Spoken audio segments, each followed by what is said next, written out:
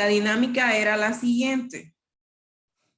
La semana pasada estuvimos hablando de los conceptos de identidad e identificación.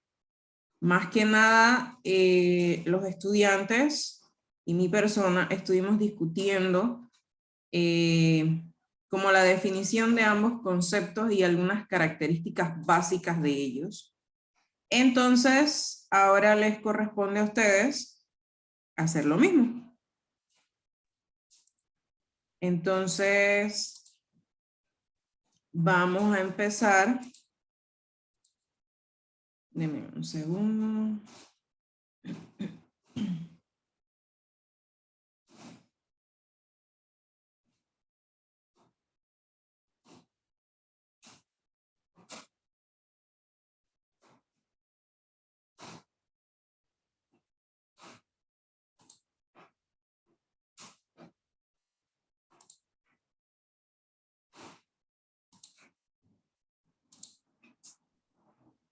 Profesora, disculpe, yo le chateé a Nicole Márquez y dice que no, aparentemente no se va a poder conectar porque está en una reunión del trabajo. Bueno, lleva 2 ausencias, la mitad de la asignatura la ha faltado. Ok, yo le informo. Y me debe esa actividad y hoy es la última oportunidad. Ok. Bien, esto fue lo que hicimos la semana pasada. Quizás lo vieron en la plataforma. Sí, profesora. Bien, entonces empezamos por Elisa. Elisa Baliñas. Sí, profesora.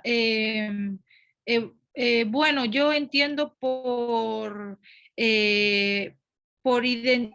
identidad, pues todos los rasgos o las características que definen a una persona.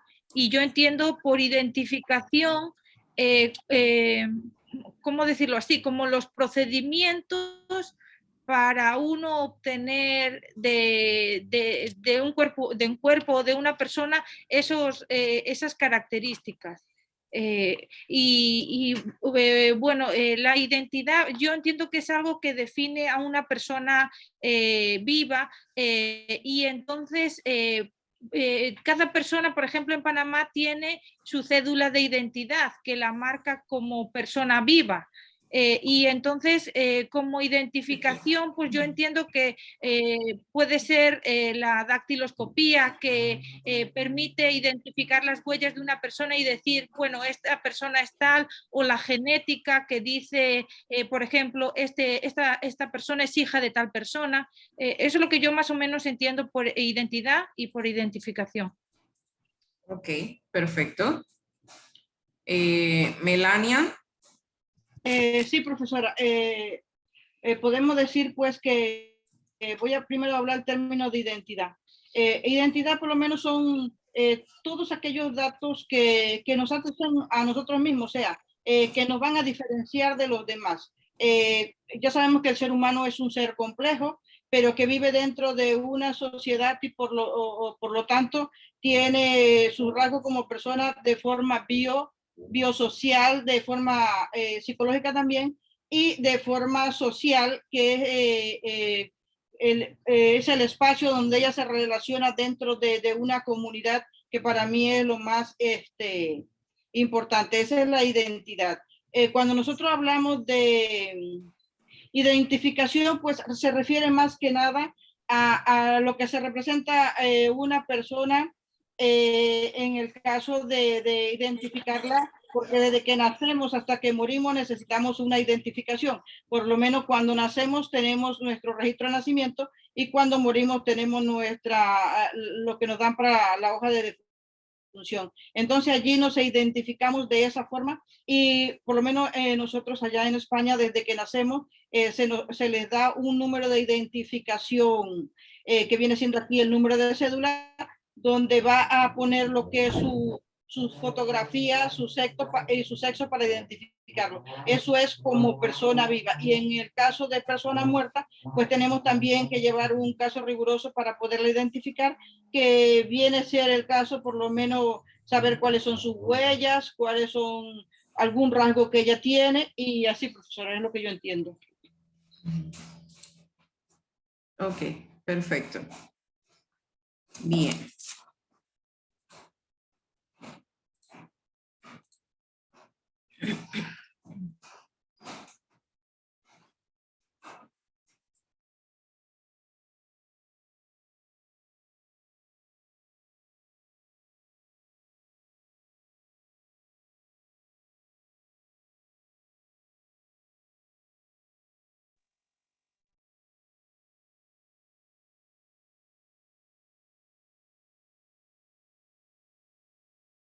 Entonces, vamos a discutir los temas de la unidad 1 y 2. El objetivo es conocer los principios, técnicas y procedimientos de la identificación de las personas. Los conceptos que ya tratamos en la clase anterior: identidad es el conjunto de rasgos propios de un individuo que lo diferencian de los demás. Las personas nos distinguimos por una serie de características particulares que permiten que seamos reconocidos.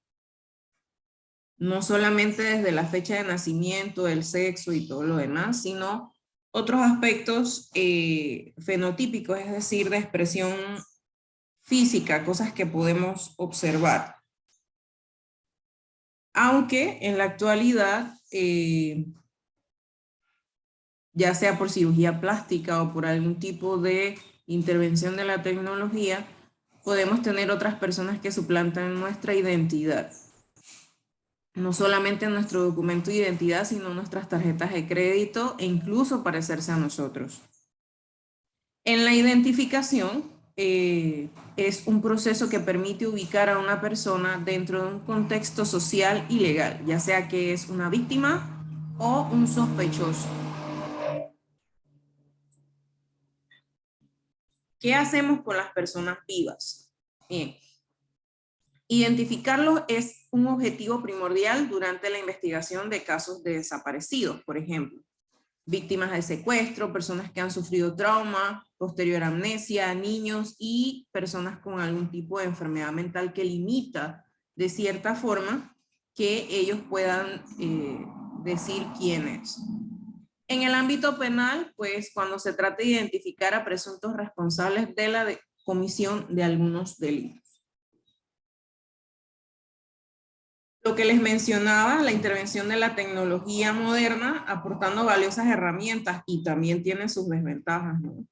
En el proceso de identificación de personas vivas podemos utilizar, por ejemplo, sistemas biométricos que utilizan cámaras que nos ayudan a registrar y comparar, por ejemplo, el rostro, algunos puntos característicos y, por ejemplo, el patrón del iris, que se graba en una base de datos. Recordemos que el patrón del ojo del ser humano es único, casi tan único como las huellas dactilares. Y de hecho, ni siquiera los dos ojos son iguales, el derecho es diferente al izquierdo. Y los gemelos idénticos, igual que sucede con las huellas dactilares, pueden tener patrones de iris distintos. ¿Qué vamos a hacer en los cadáveres? En el ámbito civil, pues vamos a establecer la identidad de un cuerpo, lo cual es requisito fundamental para certificar la muerte y realizar los trámites de inhumación. Asimismo, la certificación de identidad plena es mandatoria en algunos trámites del ámbito civil, por ejemplo, los pagos por los seguros o la ejecución de los testamentos. No se reparte ningún bien ni se paga ningún cheque por una aseguradora hasta no estar debidamente certificada que esa persona falleció. En el ámbito penal, entonces, la identificación nos lleva al reconocimiento del cuerpo del delito de víctimas de muerte violenta o sospechosa. Toda identificación positiva es responsabilidad de quien practica la necropsia, es decir, del médico forense. En la mayoría de los casos donde examinamos un cadáver en una morgue judicial, ya este cadáver ha sido previamente identificado por autoridades o familiares, ya sea porque contaba con su cédula de identidad en su bolsillo o cerca de él al momento de hacer el levantamiento del cadáver, o porque algún familiar se acercó a la escena y dijo, él es Juan Pérez y es mi hijo, mi sobrino, etc. A pesar de este tipo de identificaciones, el médico forense debe dejar por escrito en el archivo fotografías, huellas dactilares e incluso muestras de ADN para salvar y deslindar responsabilidades posteriores en caso de duda. Estas identificaciones son muy importantes en los cadáveres que no tienen una documentación de identidad junto a ellos en el lugar de la escena, o incluso cuando nadie llega o ninguno de los testigos conoce a la víctima. También en casos de secuestro, en casos de homicidio, de desastres en masa, cuerpos en descomposición, mutilados e incluso los restos óseos, donde aunque esté una cédula allí o cualquier otro documento de identidad, no vamos a poder saber si es o no es, porque ya no hay cómo hacer una comparación con documentos. Es importante este tema de identificación en desastres en masa porque quizás es donde más vamos a ver el trabajo tanto del médico forense como del odontólogo forense. Un desastre se entiende como una situación catastrófica en la que han ocurrido cuantiosas pérdidas humanas y materiales. Usualmente son consecuencia de procesos naturales o también por actividades humanas. En este proceso, entonces, vamos a tener tres fases. El antes, que es la situación inicial del riesgo. Por ejemplo, ahorita estamos en riesgo por las tormentas tropicales y los huracanes que tenemos cerca, uno hacia el Atlántico y el otro hacia el Pacífico, un poquito más hacia el oeste, pero que igual nos afectan con estas lluvias, e incluso hace como 2 o 3 días hubo un vendaval un poquito fuertecito. Y, por ejemplo, ayer hubo varias inundaciones. Entonces, más que nada, estas situaciones de la fase del antes es como nos preparamos ante esta época de tormentas. El durante es la concreción del riesgo en el desastre propiamente tal. En esta fase predominan las acciones de respuesta inmediata, como las tareas de rescate y atención de sobrevivientes, el trabajo forense y el comienzo de las acciones de rehabilitación. Después de las inundaciones, después de un terremoto, los estamentos de seguridad se van al área del suceso y tratan de rescatar o de brindar atención. El después, más que nada, es la fase en la que las autoridades y la población van a aplicar la capacidad de acción recuperada para hacer frente a las secuelas del desastre. En esta fase predominan objetivos principales como son la reconstrucción y se plantea la posibilidad de darle un enfoque de desarrollo sostenible. Recordemos que la recuperación, los procedimientos de identificación y las recomendaciones de cómo disponer de los cadáveres son recomendaciones que dan los expertos en medicina forense. Esto determina entonces el resultado final como la pronta respuesta que se da en el primer nivel de coordinación. Rescatar un cadáver sería el primer paso después de la atención de los sobrevivientes, y generalmente hay condiciones imperantes como anárquicas y confusas. En la labor de recuperación, no solamente de sobrevivientes, sino también de cadáveres, se involucran los voluntarios y organizaciones que dan pronta recuperación a los fallecidos, ya sea los bomberos, estamentos de rescate como algunas ONG, entre ellas la Cruz Roja, quienes se dedican a brindar este apoyo. Obviamente, después de que se ha asegurado el lugar del desastre.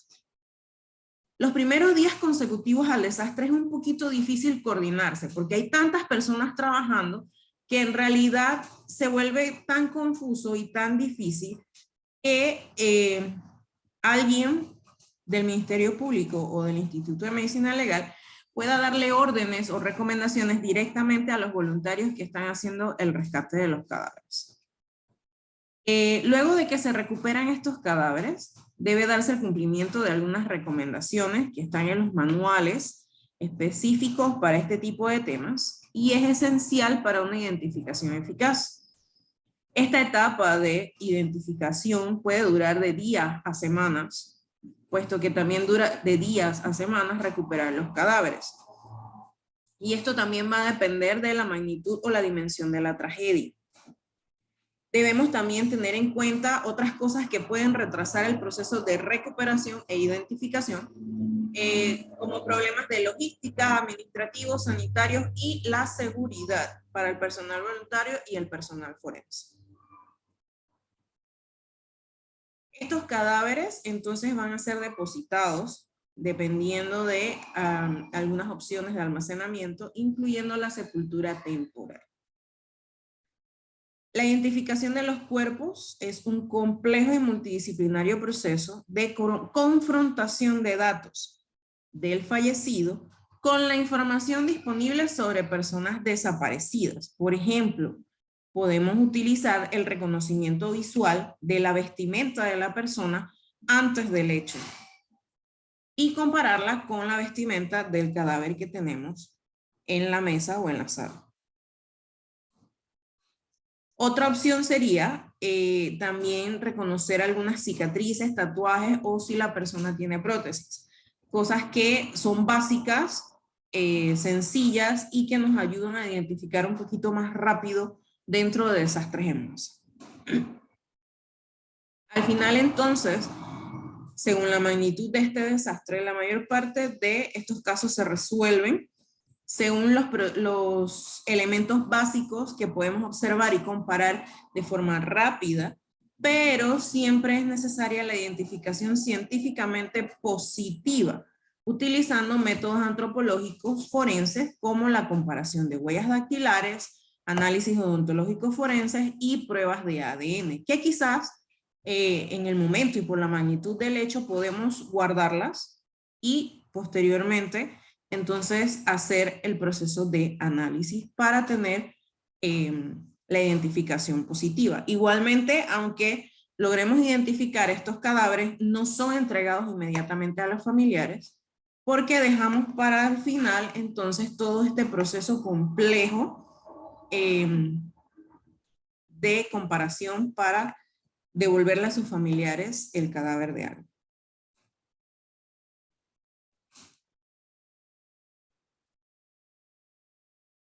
En cuanto a los métodos de identificación que vamos a utilizar y que son los que vamos a ver en la próxima unidad, tenemos el reconocimiento general, que son aspectos básicos que ya mencionamos, y el cotejo de documentos y registros utilizando las fotografías, las radiografías o panorámicas para ver la mandíbula, los dientes y demás, y el análisis de los elementos físicos y biológicos, que esto ya involucra algún tipo de análisis en los laboratorios, ya sea ADN o algún otro tipo de análisis requerido en el momento. ¿Tienen alguna pregunta?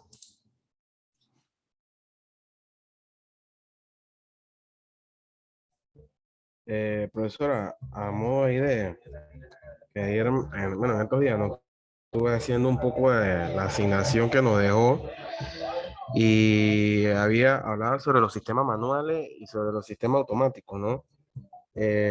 Reconociendo como eso el sistema AFI de lo que es la sección de dactiloscopía, la sección de identificación criminal y civil del instituto, pero dentro de eso, base de datos, también no entraría lo de la Policía Nacional en el caso del llamado Penepolí, de sistemas automáticos de identificación. El Pelepolis en realidad guarda tu información y la coteja con algún edicto que requiera tu detención provisional por algún delito X e incluso por, que también se considera un delito, no pagar la pensión alimenticia a los niños. ¿Okay? Pero en realidad el Pelepolis no serviría como de cotejo para la identificación de alguien.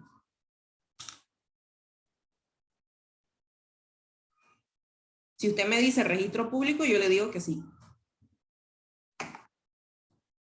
Porque tienen sus fotos y en la actualidad uno tiene que poner las 10 huellas en el aparatito para que le den la cédula.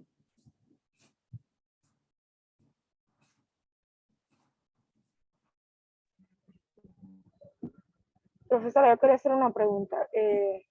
Con relación a identidad, ¿no entraría también cuando una persona tiene ciertos cicatrices o tatuajes que puedan ser reconocidos? Sí, claro, eso también se mencionó. De hecho, son elementos básicos y rápidos para la identificación. Ok. Muchas gracias. A la verdad.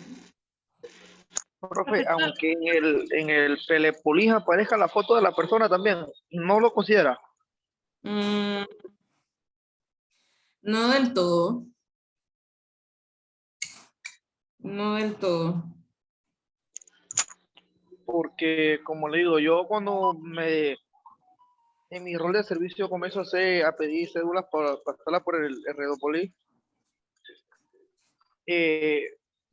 sale la foto de la persona, donde vive, la edad, salen todos esos datos. Y eso más se utiliza para cuando son casos que solicita la fiscalía. La fiscalía emite un oficio y eso se refleja ahí entonces. Ujú. Sí, pero igual, ¿y dónde dejamos los documentos falsos?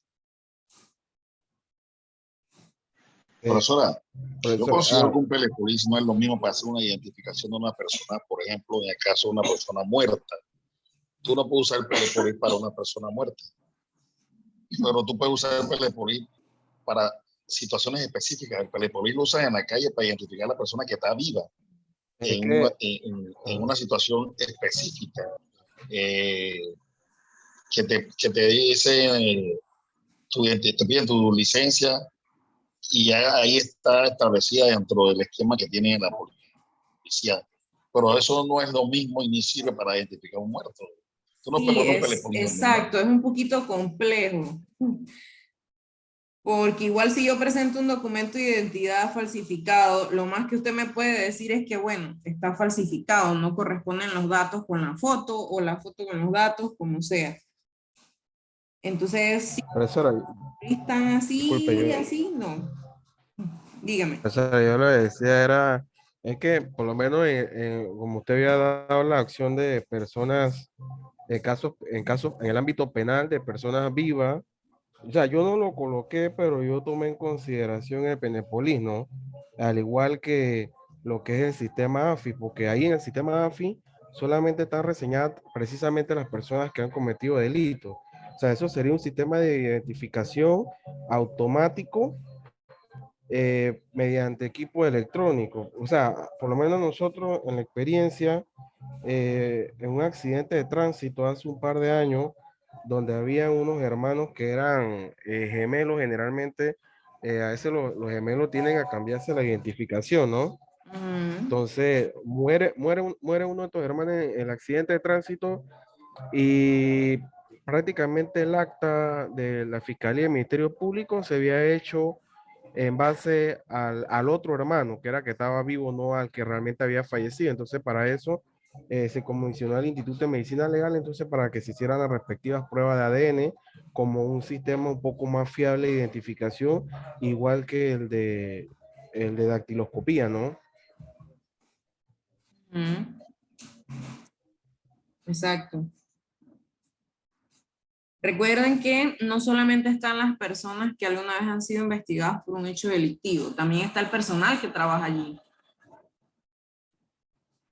El personal de campo, los que de identificación también, porque siempre hay que descartar algunas huellas o elementos logoscópicos latentes que estén en la escena y que por error algún perito haya dejado sus huellas allí.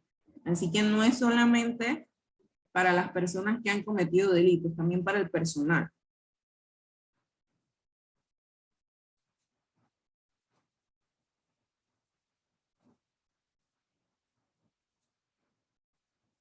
¿Algún otro comentario, chicos?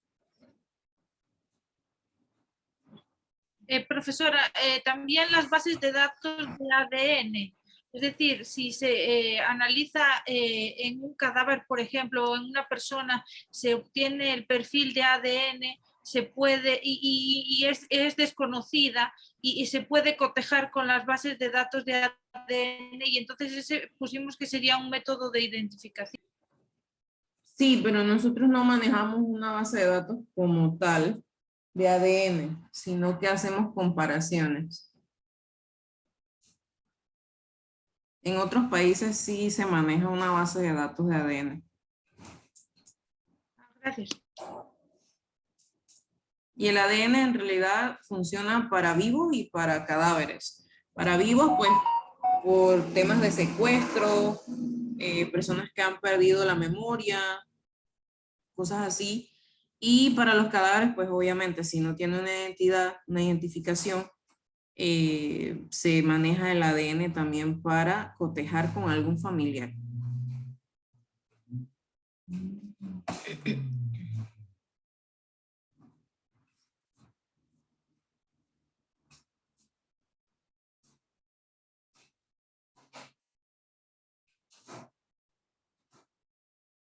¿Alguna otra intervención? Profesora, y la estomología forense, esa también es una ciencia que puede ayudar a identificar a las personas tanto vivas como muertas. Entomología. Estomología, que estudia lo que tiene que ver como enfermedades dentales. O sea, tiene que haber un registro. Entomología u odontología. Esto, pues sí, es como la odontología forense, pero la estomología es estomatología, que estudia las enfermedades de las encías o de los dientes. Bueno, para esto tendría que haber un registro. Somatología, ok, ahora sí.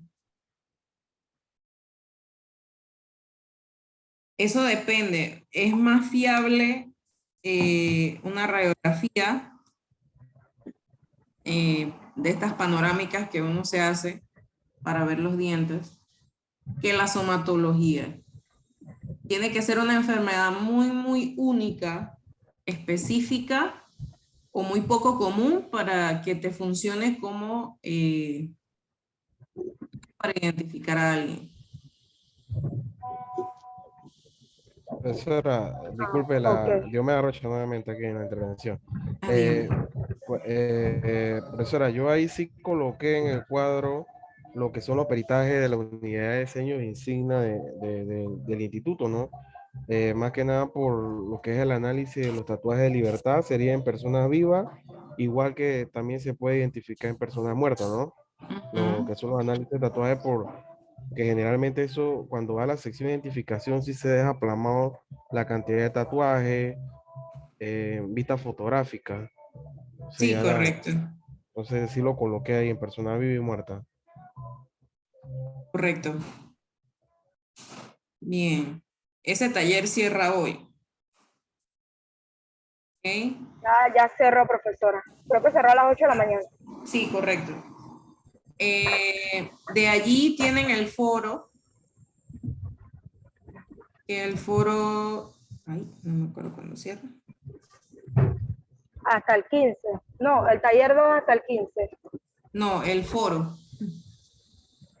El foro sí no sé cuándo cierra. Profesora, y el foro yo vi que hay un foro que ya cerró, que es de la primera clase. Ese foro era con relación a las preguntas que respondimos de Actividad que identidad e hicimos en la identificación primera humana. clase. Esa era la primera clase, o sea, no teníamos que escribir nada en el foro porque era No. de acuerdo a los. Sí, de hecho la nota yo les dije que ya estaba en plataforma. Ajá, ok. Sí, es que como yo vi que ya hay que foro cerrado, yo me quedé y que tendríamos que haber escrito algo o No, solo era lo no. que habíamos conversado en la No, clase. ya lo que habíamos conversado en la clase. Ok. Bueno, faltó Nicole. No sé, díganle que se ponga en contacto conmigo porque ya hoy era la última oportunidad. Así Sí, yo igual que escribí lo que usted me indicó. el taller 2 para el 15 y El foro es el que no veo en realidad cuando cierra, pero está Buenas abierto y tardes, lo profe. pueden realizar en cualquier momento. Buenas tardes.